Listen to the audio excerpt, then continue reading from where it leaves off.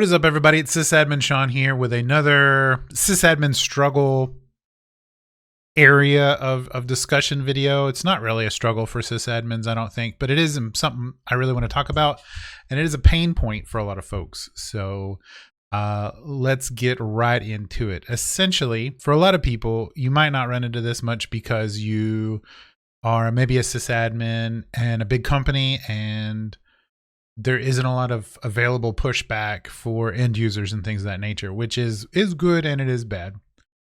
In my situation, I'm technically in two major roles. So I'm the senior HPC system administrator where I work, which means I work in high performance computing and regular sysadmin duties. And I'm covering mostly in this channel everything I do in the regular sysadmin duties. My HPC role is much more faculty facing. So I deal a lot with helping faculty do research on campus to create new products, to find new chemical designs and all this stuff that I really don't know that much about. But I do know about the hardware that needs to be used to accomplish these tasks. Now, recently, I was on the HPC subreddit because I like to keep my eyes open on everything I can. And somebody had posted just a basic, hey, I need to build a server for some research. What do you guys recommend? And I suggested, hey, you should reach out to your IT department on campus. They'll be more than happy to help, or at least they should be. And I got a lot of folks, well, I shouldn't say a lot. I got a very vocal person who stated, anytime I've worked with IT, it has been nothing but disaster. It has ruined everything I've been trying to do. It was very negative, and on one hand, I get it. The more and more that I've worked with HPC, the more I see some of the negativity, but it's all misappropriated. They just see the meeting and the responses and what happens, and they're missing out on some context and things of that nature. And it's on both sides. It's on IT side and it's on HPC side. So I wanted to talk about that. I wanted to point out kind of like how IT thinks about things, how faculty research sees things, and where there is this conflict and why it exists and what we can do to try to fix it. Let's say you're a faculty researcher. You've gotten a grant for $100,000, $200,000, whatever. And part of that grant is for computing infrastructure for your research. And you want to get out and get as much horsepower as you can to do as much research as you can as fast as possible. Now, your first instinct might be, well, I should, I just need a big computer. I'm going to reach out to a vendor. I'm going to go into Google. I'm going to type HPC computing and see which vendors come up, get the cheapest quote for the best piece of equipment, and plug it in and go. Well, that is already going to cause some issues for the IT department. One, because you didn't go through them at all for the purchasing process, which means you may have missed out on a bunch of discounts, extra benefits, time with the vendor to sort of discuss the product and what really your needs need to be met. One big thing that I've really learned that doesn't get discussed often is many times researchers know what software they need and they know how it works, but they don't always communicate that to the vendor. They just say, I have this much money, what can I get with it?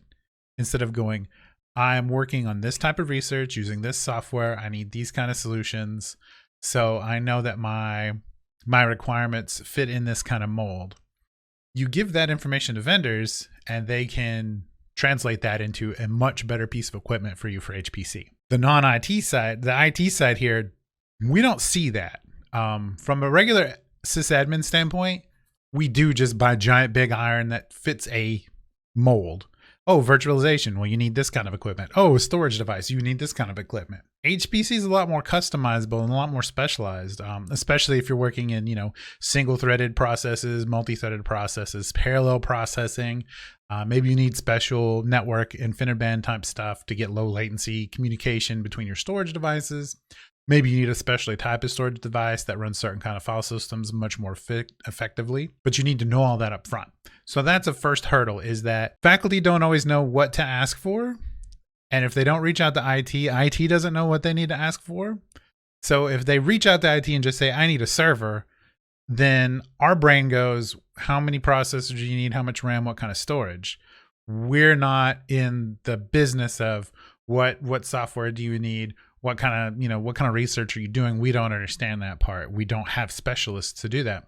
Luckily, a lot of bigger places that have giant HPC units have these specialists that can help answer these questions. So that's where there's a first rub between IT and faculty research is somebody wants something fast. Other folks want to make sure they get the right thing, but they don't know how to tell them how to get the right thing. And that causes conflict. That's a problem. Let's move on with our situation. Our researcher has reached out. They've purchased their equipment.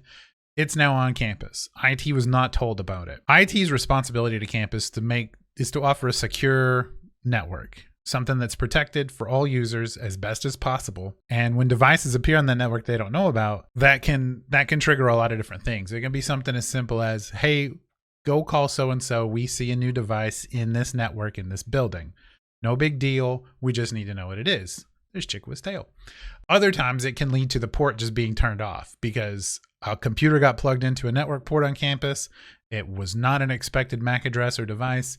Boom, that network port shut down. That's going to cause support tickets to come in. Hey, my new computer's not working, which is going to build up to more and more tickets. Oh, you got a new computer? We didn't purchase a new computer for you. Where did you get this? What is it for? Why is it on our network? And a whole bunch of stuff that could have been avoided if everybody had been in the loop. It's much like if a person just shows up to a class for a faculty member without registering for classes. You don't know who this person is. You don't know why they're in your classroom. You don't know if they're supposed to be there or if they're hiding from the police or anything like that. IT has to take that same kind of standpoint as far as devices go. If somebody plugs something into your network and you don't have proper security protocols in there, well, that means they could plug something malicious into your network that could do a lot of damage or steal a lot of data. So we have to be on edge about that. So therein lies rub number 2. And that's obviously going to cause a time drain on the faculty trying to do research. They just want to do their research and get it done. But because they didn't communicate with anybody that they were doing this research and needed this equipment, there's going to be a holdup while we vet this equipment and say, oh, okay, you bought this from such and such. Do you have a warranty contract? Do you have a support contract? What are your protections in place for your data? All of this stuff that would have been discussed had you gone through the IT department. So that's where that one would pretty much die until someone has the time dedicated to sort this out, and they would have to either put this on hold while they're working on all the other projects and tickets they've got in the queue, or push this to the front if it's really important, or someone like the provost says, hey, this needs to be sorted right now. And then it could get sorted, but it might not be handled very well. A third situation could be professor has maybe bought a bunch of equipment, did not get any warranty or support for it. So, and then some of it dies, and then they instantly just contact IT and say, hey, please fix this. This computer's broken. So our first reaction is, well, did you buy it from us? Did you get it from one of the vendors we support? You didn't? Well, it's going to be really hard for us to help you because we can't help you with this equipment. It's not like a car mechanic shop where you just bring in any old car and they can work on it at different rates and prices. It's got to be stuff that we can comfortably and confidently support, because if it's not, we don't like to go to Amazon or go to eBay and just buy parts. That's not a good, proper enterprise mindset. In HPC, though, sometimes these things can be a little different. So let me give you an example. When I first started this job, they said, look at the clusters we have, figure out lifecycle management. Lifecycle management for an HPC cluster is very different from lifecycle management from a regular IT perspective, in my mind. I run off a 5-year cycle. In, out, done. You get equipment, you use it for 5 years, you get rid of that equipment. You turn it into test equipment, you resell it, you recycle it, you do what you ever do. HPC equipment is much more of a run it until it dies mentality, at least where I work. So I went through this thing. I found all of our clusters. I said, hey, we have these clusters. They're all 10 plus years old. I would suggest we replace them all. And IT said, well, that's cool and all, but who's going to pay for it? I don't know. Reach out to the faculty member. They're not going to pay for it. They got it via grant money or startup money. They don't get a recurring budget. So the mentality is run it until it's dead. If there's random money, then we can order parts. But otherwise, you just run it till it dies, which is something that we're in IT usually not super comfortable with unless we're broke. That's sort of that do more for less mentality that you sometimes get. So that's another rub that IT doesn't really grasp, but HPC research does. And if you have an HPC IT supporter and administrator, they understand this a bit more. So when you don't have these things on your campus, when you don't have these things in your environment, then again, you have this conflict. And it doesn't have to be a conflict. If you have a person in a role kind of like mine, or even an department dedicated just to HPC that works closely with IT, all of this can easily be sorted and compromises can be found, things of that nature. So for instance, I reached out to some of my faculty members recently and said, hey, what can we do to, one of my lights just went out. What can we do to get you on a upgraded cluster or an OS release, or, you know, what are your plans for the next 5 years of this cluster now that it's already 15 years old? And their plans were, well, I have to run on this cluster. This is all I have. This is my bread and butter. And we said, cool, what can we do to help with financial support? You know, can we help with writing grants or things of that nature?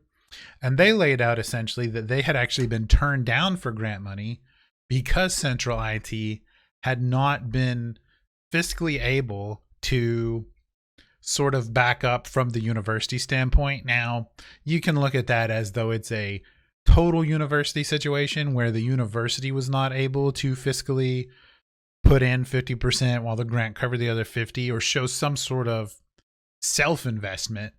You know, why would any of these grants want to fully invest something if the university doesn't want to invest in this person? So I totally see that point of view.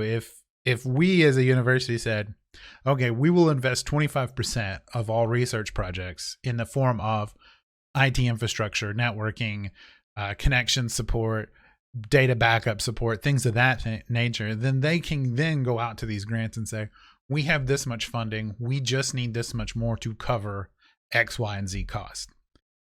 We didn't even know that from our side that we were causing a hindrance. We were unaware. Nobody had ever told anyone in the current workflow that we needed to be looking at offering more support. We were under the impression that research was being supported through research means, and it really wasn't part of our internal systems. It wasn't any of our goals. Now that we know this, obviously we're trying to adjust those goals. And if we had known years earlier, and who knows, maybe we did and it fell through the cracks, or people, you know, there's always turnover and stuff like I discussed, stuff gets lost. So that could have been a situation where stuff got lost. But if we had known and had a better understanding of the landscape and what was expected of us and what was expected of the university and where the university could be supportive, then we could be more supportive of research on the campus, you know. And I think this is another sort of rub situation that a lot of academic units, not just research, hits when you're an IT unit for a educational situation, something other than a standard business or MSP. Academia has a different idea of what IT is for, and sometimes that is not communicated well. Again, it's nobody's fault. It's just getting people to get to the table to discuss it. That's where a lot of this animosity comes from, that I feel it. When they say, oh, IT doesn't help us, IT is too slow, IT doesn't do this, they don't do that. We don't know that we're not doing something. We obviously also do get requests that are impossible for us to meet. For instance, an individual said we needed to get quantum computing on campus. That's not possible. We don't have that kind of money. The entire campus doesn't have that kind of money. IT cannot make quantum computing appear. You know, that's sort of a much different situation. And that faculty member wanted it for a single class they wanted to teach. They wanted a quantum computer to teach a class. We can do quantum emulators, which should be more than sufficient for doing a class. But he didn't know there were quantum emulators. He just knew he wanted to teach quantum computing, which again is a whole other discussion about planning and design and situations like that. But I wanted to talk about this because it really it rubbed me the wrong way that I'm in a situation, my role specifically is kind of 50-50. I'm stuck between the faculty I'm trying to support and help them get their research done, and I'm stuck in the IT team trying to make sure that we do all of our best practices and protect the university and you know, keep our assets safe and maintain good warranty and support contracts and things of that nature.